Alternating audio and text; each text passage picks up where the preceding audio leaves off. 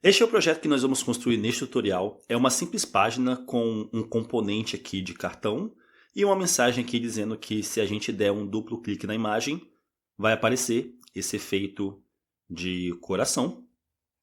E nós temos aqui uma mensagem, uma segunda mensagem, que indica quantas vezes a gente clicou aqui no componente. Portanto, esse projeto que nós vamos construir agora é um efeito muito comum em redes sociais, por exemplo, quando a gente vai dar like em uma publicação. E nós vamos construir isso agora. Para começar, eu tenho aqui o meu editor de códigos, é o VS Code, e nele eu tenho uma pasta aberta chamada coração clique duplo. Eu vou começar criando um arquivo index.html. Vou criar uma estrutura básica de página HTML. Vou definir o título da página como sendo coração com clique duplo. E aí aqui no corpo da página eu vou ter um cabeçalho nível 3 com o texto D1 duplo clique na imagem para... E aí eu vou encaixar aqui um ícone que vai vir da biblioteca Font Awesome, que nós vamos conectar daqui a pouco ao nosso código. Esse ícone precisa ter a classe FAS e FA Heart. A palavra heart em inglês significa coração, e esse é o ícone de coração, né? E curtir. E aí, abaixo desse cabeçalho, eu vou ter uma tag small para criar um texto pequeno, né? Tamanho pequeno. Com o texto você curtiu. E aí aqui, para o número, né? Para o texto em número que vai representar o número de vezes que o usuário curtiu a foto, eu vou utilizar um span com id número e aqui vezes, né? Você curtiu determinado número de vezes e inicialmente o valor vai ser 0. Por fim, eu vou ter uma div com a classe imagem, vou salvar, vou ativar a minha extensão Live Server, vou acessar ela aqui no outro navegador. E, portanto, agora nós temos aqui a estrutura da nossa página. A imagem ela vai ser inserida de forma dinâmica com CSS. Portanto, vamos fazer isso. Eu vou criar aqui um novo arquivo chamado estilo.css. E aí, primeiramente, eu vou importar uma fonte chamada Oswald. Vou selecionar todos os elementos da página. Vou definir box sizing como border box. Em seguida, para o corpo da página, e deixa eu minimizar aqui para a gente poder ver essas regras de estilo sendo aplicadas. Para o corpo da página, né, eu vou definir a família de fontes, né, font family igual a Oswald. Se não estiver disponível, utilize a fonte estilo sans serif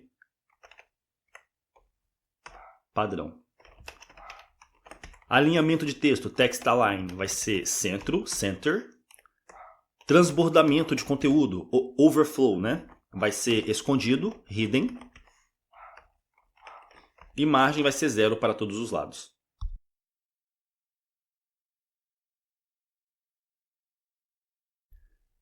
Em seguida, para o cabeçalho nível 3, eu vou ter margem na parte de baixo igual a 0.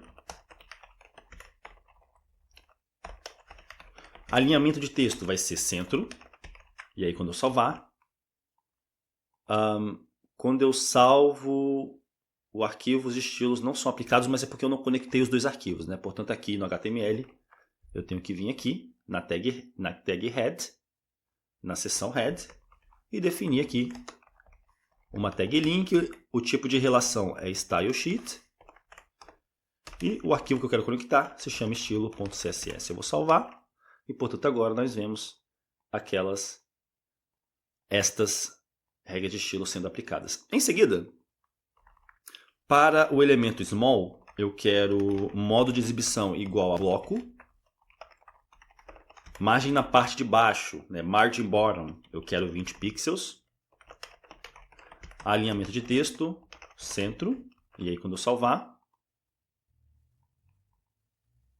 a gente vai ver esses... No caso já está... No caso essa mensagem aqui, né? No caso a gente vai ver só... A gente só vai ver a margem na parte de baixo igual a 20 pixels quando a gente inserir a imagem aqui na div com a classe imagem, né? Em seguida, eu vou definir a classe FAHeart com cor igual a red, vermelho. Bem, nós não conseguimos ver ainda o ícone de coração aqui, é porque a gente não instalou a biblioteca Font Awesome, que é aquela biblioteca de ícones. Portanto, eu vou copiar aqui essa linha de código e vou simplesmente colar aqui. E é uma simples tag link, né? Definindo que a relação é de style sheet, então é um arquivo CSS normal. E esse aqui é o endereço da biblioteca Font Awesome. Eu vou salvar esse arquivo e aí quando eu salvar, nós vemos agora aqui o nosso ícone de coração, mas com a cor vermelha, que é como nós definimos aqui entre as linhas 25 e 27. Em seguida, eu vou estilizar a classe imagem. Vai ter altura igual a 440 pixels, largura igual a 300 pixels. O fundo desse componente vai ser igual a... E aí eu vou utilizar um URL, porque eu vou especificar o endereço de uma imagem, né? Portanto, eu vou colar aqui o endereço da imagem que eu quero, que é esse endereço aqui, ó.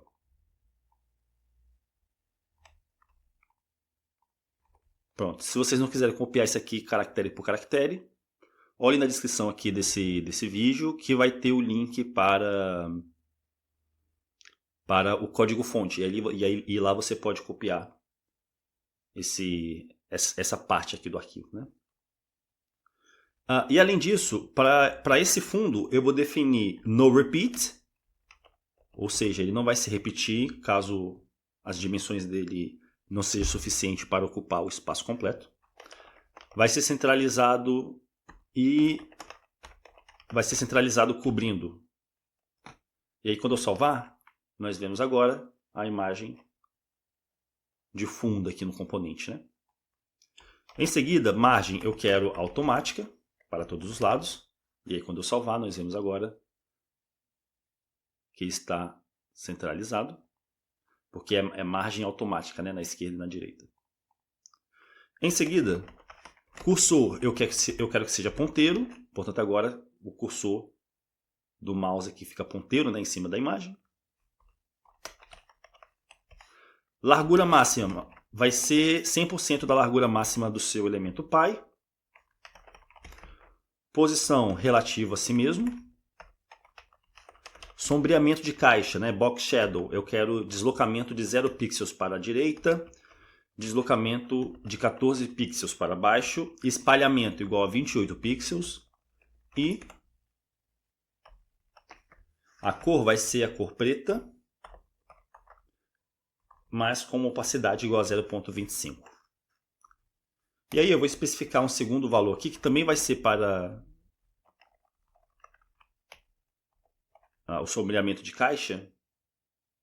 Mas aí para esse a gente vai ter 10 pixels de deslocamento para baixo e 10 pixels de espalhamento e a opacidade vai ser 0.22. E aí quando eu salvar isso, reparem aqui nos entornos aqui do componente imagem, né? Quando eu salvar, nós vemos agora que ele tem duas sombras aplicadas, né? Uma mais forte e outra mais fraca, por assim dizer.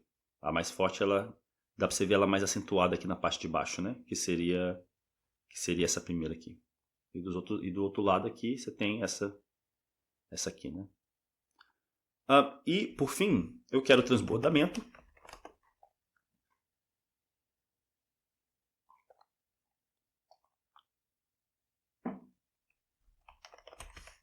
Escondido. Isso aqui vai fazer com que o efeito de coração, quando a gente clicar 2 vezes, né, ele não transborde para fora aqui. Se a gente der um clique aqui nas beiradas, a ampliação do efeito de coração, né, vai ser limitado pelas dimensões aqui da imagem. Eu vou definir para a classe FAHeart, que estiver dentro da classe imagem, e no caso isso aqui vai ser o efeito aqui de coração quando a gente clicar, né? Eu vou definir posicionamento igual a absolute.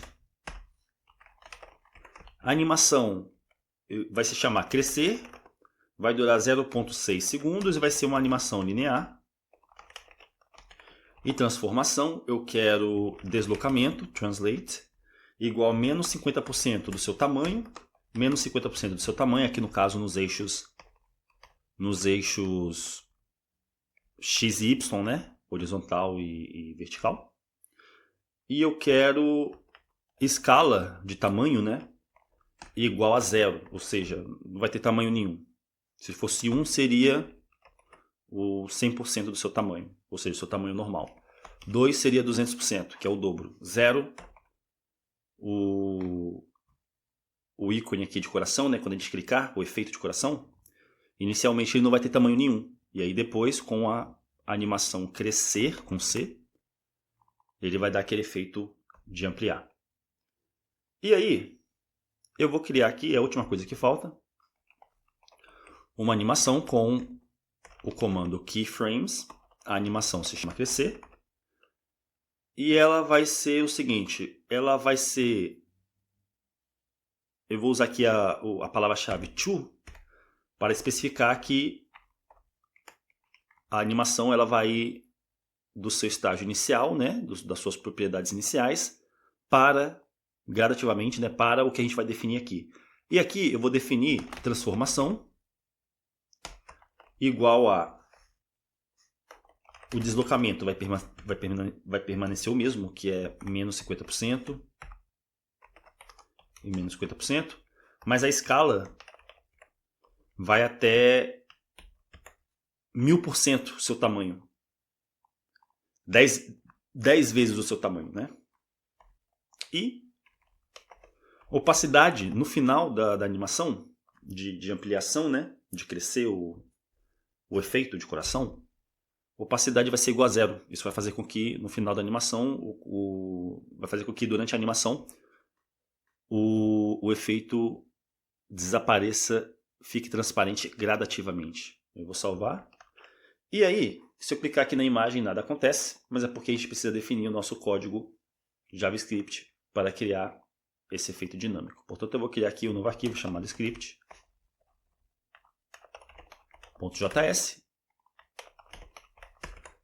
Vou conectar ele já no HTML para não esquecer. Vou fazê-lo aqui no final do arquivo. Depois que todos os elementos já existem, né?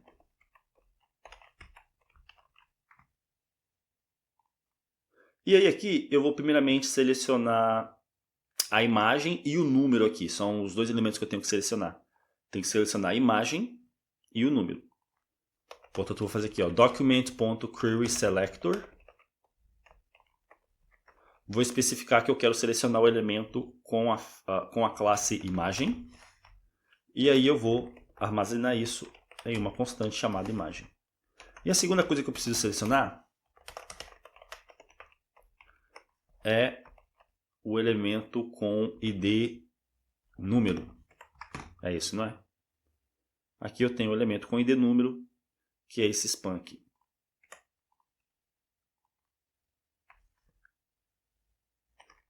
E vou atribuir isso a uma variável chamada número.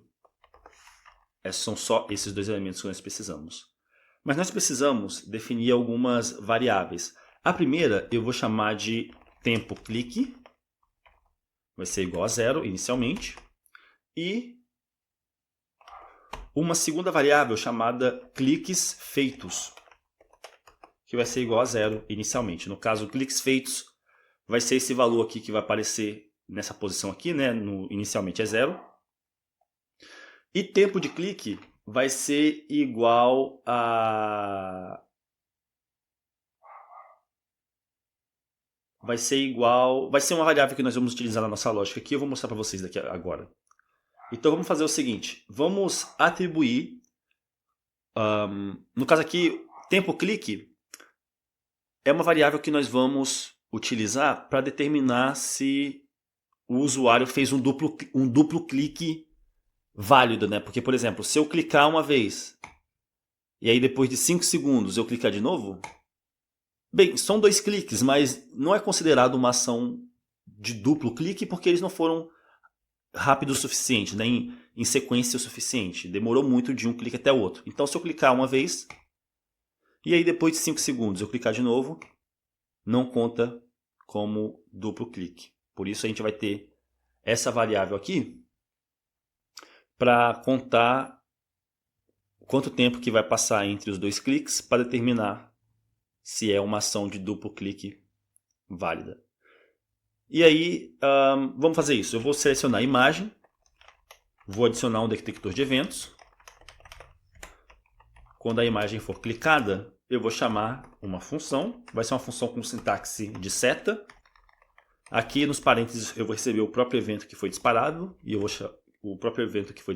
chamar esse argumento de evento, né? E aí, eu vou fazer o seguinte. Quando o usuário clicou na imagem, né? Eu vou fazer a seguinte pergunta. Se o tempo de clique for igual a 0, ou seja, se o tempo de clique é igual a 0, quer dizer que é o primeiro clique do usuário, né? E aí, se for esse o caso, eu vou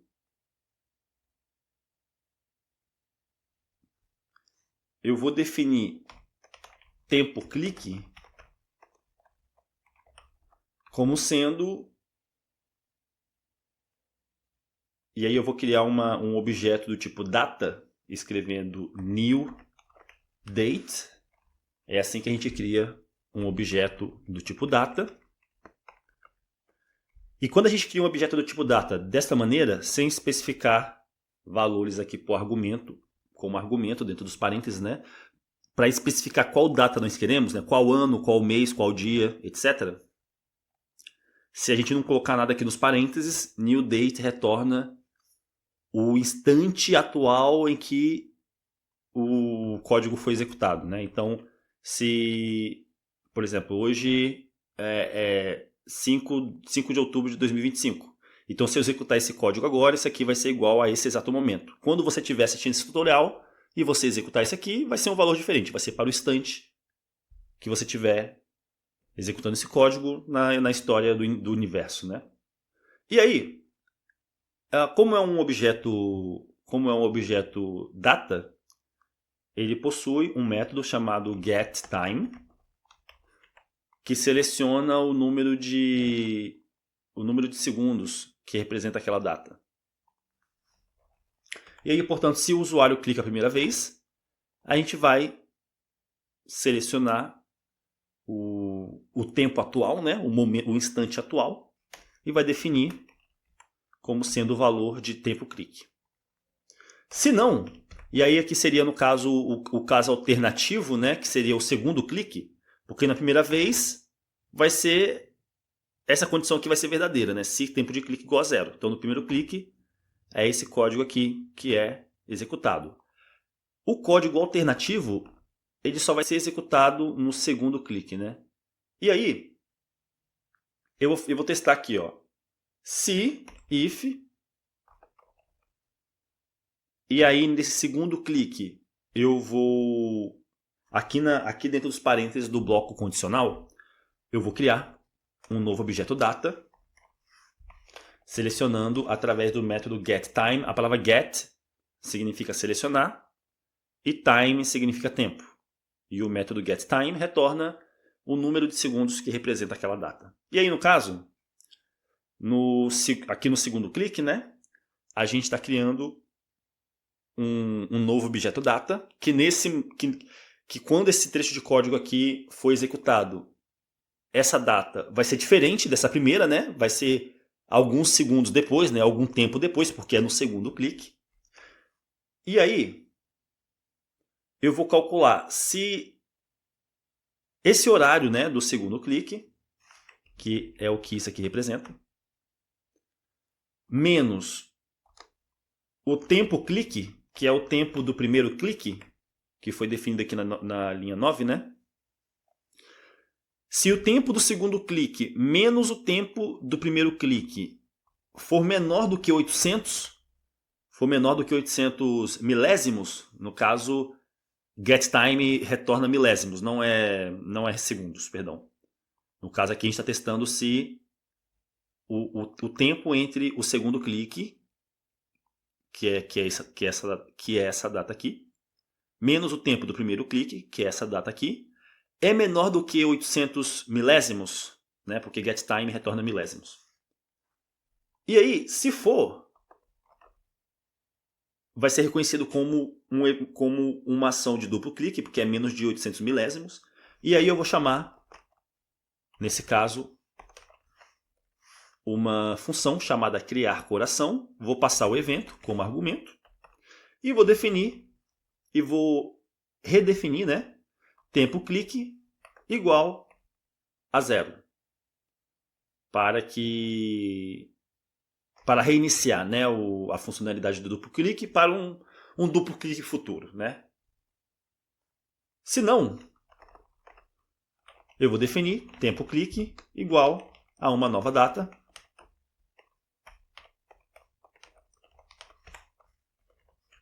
que vai valer para caso o clique subsequente seja menos do que 800, e aí essa lógica aqui vai se repetir.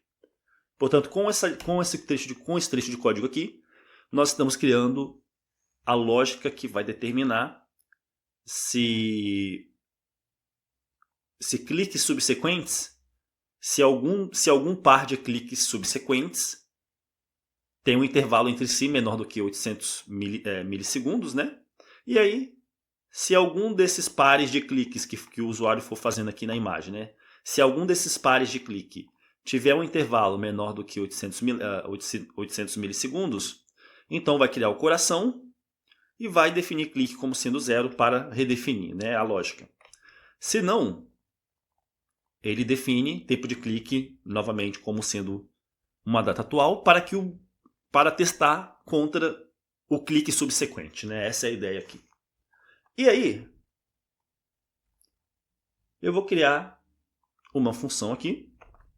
Vou criar essa função, eu poderia utilizar a palavra-chave function, mas só por preferência, eu vou criar essa função utilizando a sintaxe de flecha. Portanto, eu vou escrever aqui, ó, const criar função, criar coração. Esse é o nome da função. Vai ser igual a uma função flecha ou função seta. São duas maneiras de chamar essa sintaxe. Essa função vai receber o evento que está sendo passado aqui, né? E aí eu vou chamar esse argumento aqui na função com o mesmo nome, não tem problema. Vou, através do método createElement, criar um novo elemento de forma dinâmica, que vai ser um elemento de tag i. Eu vou atribuir isso a uma constante chamada coração. Vou pegar esse elemento coração, vou acessar a sua lista de classes e vou adicionar a classe FAS. Vou copiar essa linha de código, vou colar e vou mudar aqui para a classe FAHeart. E aí, eu quero fazer o seguinte, né? Dependendo de onde o usuário clicar aqui na imagem, o efeito de coração vai aparecer naquela localização, né? Centralizado exatamente no clique do usuário aqui na tela. Então, para fazer isso, primeiro eu tenho que detectar aonde que esse clique foi feito na tela, né? E aí, para fazer isso, o objeto aqui, evento, né? Ele possui duas propriedades bem interessantes. O evento, ele possui uma propriedade chamada client x, que representa a coordenada no eixo x, que no caso seria a coordenada horizontal, né? Assim. E evento possui uma propriedade chamada client y, que representa a coordenada no eixo y, que é o eixo horizontal, de onde o clique foi feito. Portanto, eu vou atribuir esses dois valores a duas constantes. A primeira vai se chamar x e a segunda vai se chamar y. Essas são as coordenadas x e y de onde o clique foi feito. Eu vou salvar esse arquivo imprimindo essas coordenadas no console. E aí deixa eu posicionar aqui na parte de baixo. Deixa eu abrir aqui a aba console. Deixa eu dar um zoom. E aí, olha que interessante. Se eu clicar aqui em cima, no canto superior direito da imagem. Ah tá, agora foi. Ah sim, tem que ser duplo clique, né? Então se eu clicar uma vez, não vai. Se eu clicar de novo, também não vai, porque os dois cliques não teve um intervalo menor do que 800 milissegundos entre um e outro, né? Só quando tem um intervalo menor do que 800 milissegundos é que essa lógica aqui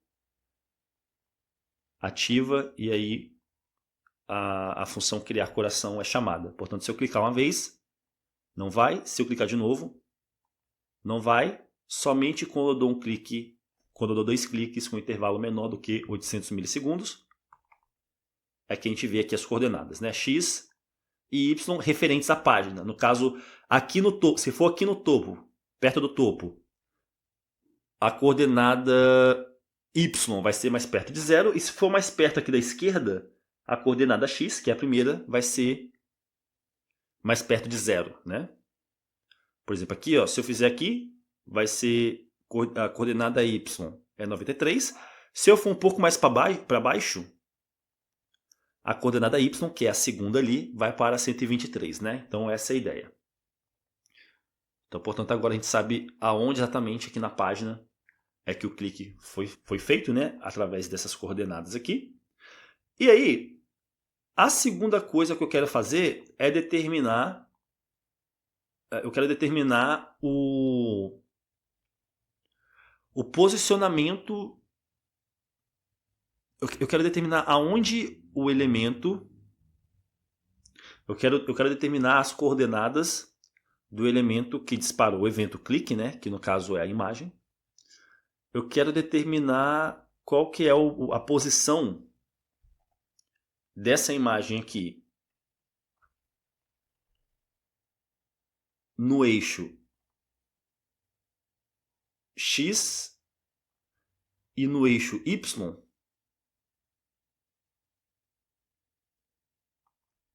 E aí no caso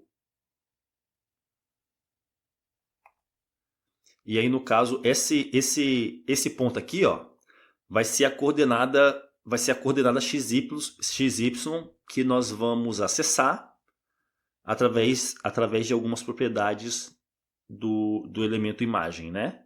Nós temos acesso a essa coordenada aqui no canto superior esquerdo, que nos indica o ponto de partida de exibição da imagem, né? Ela possui largura e altura, mas ela tem um ponto de partida que é o canto superior esquerdo. E aí nós temos acesso a essa coordenada, e aí o que nós vamos fazer vai ser o seguinte.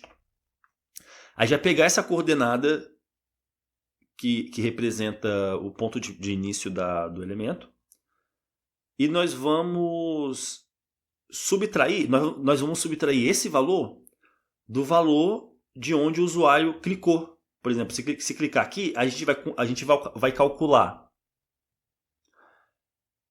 a coordenada XY do ponto menos as coordenadas XY de início, de origem aqui do componente, né, da imagem. E aí, fazendo esse cálculo, né, das coordenadas do clique menos as coordenadas do ponto de origem do elemento, a gente vai conseguir calcular as coordenadas de onde, dentro da imagem, deveria surgir o efeito de coração. É basicamente isso que a gente vai calcular para a gente saber onde criar aqui o ícone de coração. Portanto, aqui dentro da função criar coração, ao invés de imprimir as coordenadas do clique, né, eu vou fazer o seguinte. O evento ele possui uma propriedade chamada target, que representa o elemento que disparou o evento, que no caso é a imagem. E aí, elementos em JavaScript possuem uma propriedade chamada offsetLeft, que indica a distância da esquerda, né? No caso, left significa esquerda, offsetLeft é a propriedade que indica a distância aqui do elemento para a borda esquerda, né? E aí eu vou chamar esse valor de deslocamento esquerda, né? Vou atribuir a uma constante chamada deslocamento esquerda. E, de forma semelhante, nós vamos acessar uma propriedade chamada offsetTop, que retorna a distância do topo. Portanto, essas duas variáveis aqui, deslocamento esquerda e deslocamento topo, nos retornam a coordenada aqui do ponto de origem, né? Que no caso é a distância do topo e a distância da esquerda, que é o deslocamento, né? Deslocamento esquerda, deslocamento topo. E aí, eu vou calcular agora a coordenada xy referente à imagem, a coordenada xy aqui dentro da imagem de onde o clique vai ser feito. E aí, para isso, eu vou escrever aqui, ó, x menos deslocamento esquerda. Eu vou atribuir isso a uma constante chamada x interno. E vou calcular aqui, ó, y menos deslocamento topo. Vou atribuir isso a uma constante chamada y interno. E, portanto, x interno e y interno representam as coordenadas referentes à imagem de onde o clique foi feito. E aí, quer ver, se eu imprimisse aqui no terminal, no console,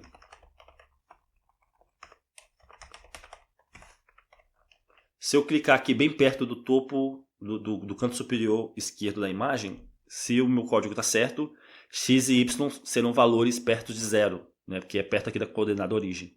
E é exatamente isso, ó. Se for aqui bem pertinho, olha lá, é quase 0, 0, né? Que seria as origens da coordenada.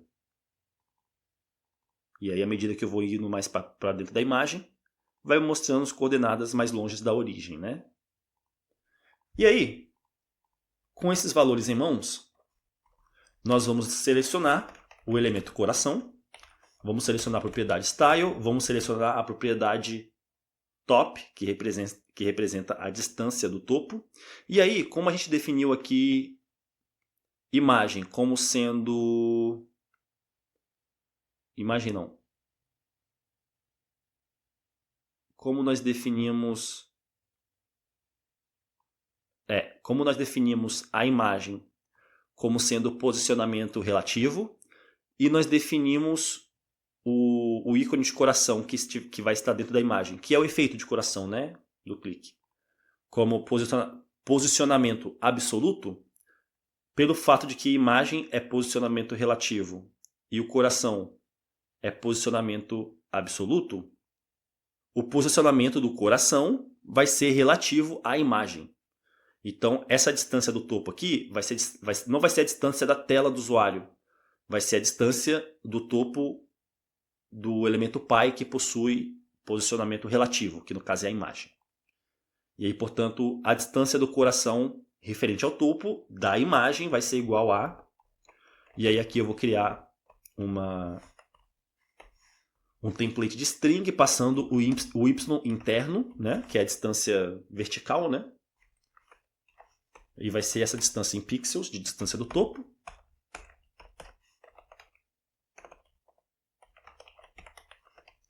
E a distância da esquerda, né, left, vai ser igual a